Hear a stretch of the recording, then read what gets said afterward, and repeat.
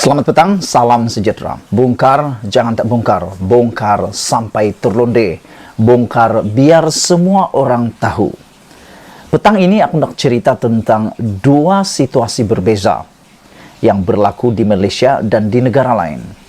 Hari ini kita dikejutkan dengan permintaan demi permintaan.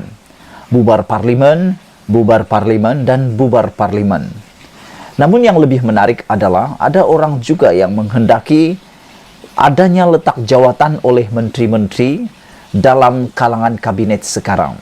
Ada yang mohon supaya Menteri Keuangan letak jawatan, ada juga yang mohon supaya Menteri Kesihatan letak jawatan. Terkini apabila Khairy Jamaluddin mengumumkan beberapa perkara yang amat mustahak untuk Malaysia, adalah mengumumkan beberapa perkara yang mengejutkan, antaranya mungkin kompaun akan diperkenalkan semula sekiranya kes COVID-19 meningkat sekali lagi. Perkara ini memberikan tekanan kepada rakyat, terutamanya apabila harga barang, kos sara hidup mula meningkat lagi. Ada yang mohon supaya baru-baru ini M. Prabakaran, Menteri DAP ataupun Ahli Parlimen DAP, memohon supaya menteri-menteri yang berkaitan dengan kos sara hidup yang meningkat ini supaya letak jawatan dan beri peluang kepada orang yang lebih kompeten, yang lebih mempunyai idea, lebih mempunyai cara proaktif untuk menangani kes peningkatan dan kos sara hidup ini. Sehingga Anwar Ibrahim berani mengatakan perkataan bangang kepada menteri. Mengatakan bangang kepada menteri dan telah mendapat templakan daripada menteri-menteri yang berkaitan. Aku pun hairan kenapa perkara ini menjadi begitu hot di Malaysia. Namun yang aku lebih hairan adalah ketegaran, kekuatan, dan apa nak cakap? Kita mau cakap kecekalan, sehingga di Malaysia jarang sekali kita mendengar Menteri letak jawatan. Yang kita pernah dengar, Perdana Menteri letak jawatan 2 kali sudah, yaitu Mahathir dan juga Muhyiddin. Namun terkini, 2 orang menteri letak jawatan tapi bukan di Malaysia, yaitu di UK. Menteri Keuangan dan Menteri Kesihatan UK secara mendadak letak jawatan. Kalau ini berlaku di Malaysia, ini satu sejarah yang mungkin perlu dimasukkan dalam buku sejarah, karena kita tidak pernah dengar lagi mana-mana menteri yang terkini, menteri-menteri letak jawatan. Tapi di Amerika ataupun di UK, perkara ini telah berlaku apabila 2 anggota kabinet pimpinan Perdana Menteri United Kingdom, yaitu Boris Johnson, telah meninggalkan kerajaan secara mengejut semalam. Ketika pergaduhan dalaman berlaku dalam pimpinan tertinggi Parti Konservatif, Rishi Sunak melepaskan jawatan Chancellor Perbendaharaan atau Menteri Keuangan, manakala Sajid Javid meletakkan jawatan sebagai Setiausaha Kesihatan. Kedua-duanya memaklumkan tidak boleh lagi bertahan dengan skandal yang membelenggu Johnson sejak beberapa bulan lalu. Susulan itu, Johnson menamakan Setiausaha Pendidikan Kelahiran Iraq, Nadim Zawhawi, sebagai Menteri Keuangan, dan Ketua Staf Downing Street, Steve Barclay, dilantik Menteri Kesihatan. Pemimpin Parti Buruh Keir Starmer menyifatkan peletakan jawatan itu jelas menggambarkan bahawa kerajaan sedia ada semakin goyah dan hanya menunggu roboh. Parti Tory konservatif sudah dicemari rasuah dan menukar seseorang individu tidak akan mengubah perkara ini, katanya dalam satu kenyataan. Selain turut mendesak pilihan raya umum diadakan. Peletakan jawatan 2 anggota kabinet itu diumumkan selepas Perdana Menteri UK memohon maaf kerana melantik seorang pemimpin kanan konservatif, Chris Pincher, yang meletakkan jawatan minggu lalu selepas didakwa meraba 2 lelaki dalam keadaan mabuk.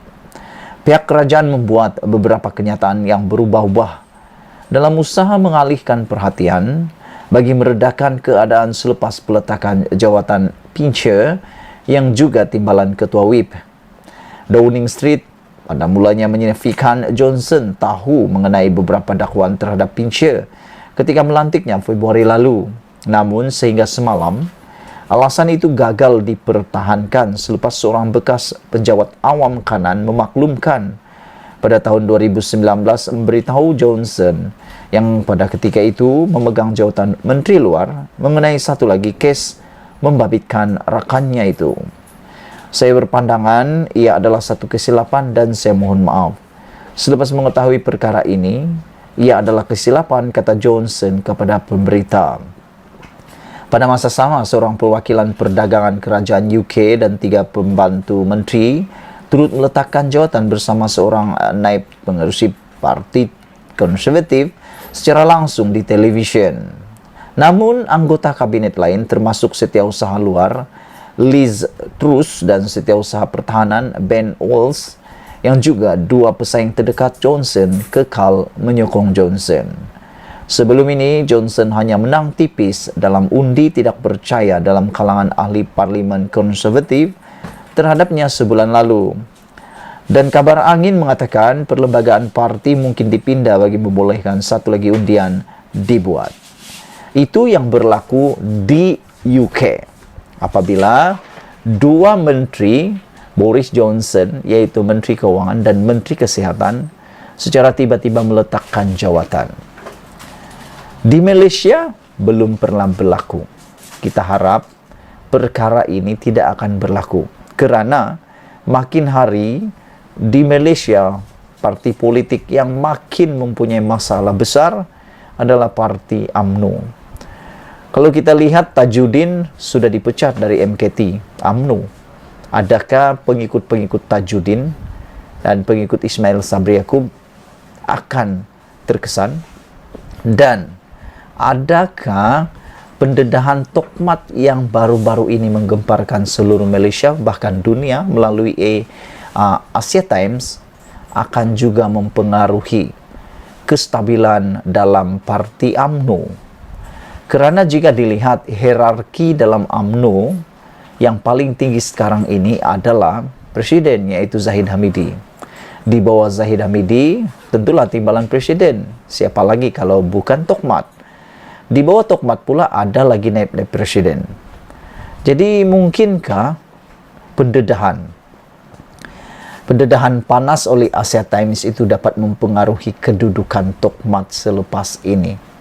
Dan jangan dilupa, beberapa hari lagi, lebih kurang dalam 5 hari lagi, nasib parti UMNO akan diketahui. Pasti UMNO sedang berdebar menanti keputusan daripada ROS. Sebelum kita berpisah, kita harap menteri-menteri yang kompeten kekal di dalam jawatan mereka. Tetapi menteri-menteri yang tidak kompeten, bolehlah difikir-fikirkannya untuk undur diri. Kerana mungkin ada lebih ramai lagi menteri ataupun bakal menteri yang lebih baik. Sekian dulu untuk kali ini. Malaysia kita punya. Kita jaga sama-sama, cintai Malaysiaku. Kita jumpa lagi. Bye-bye.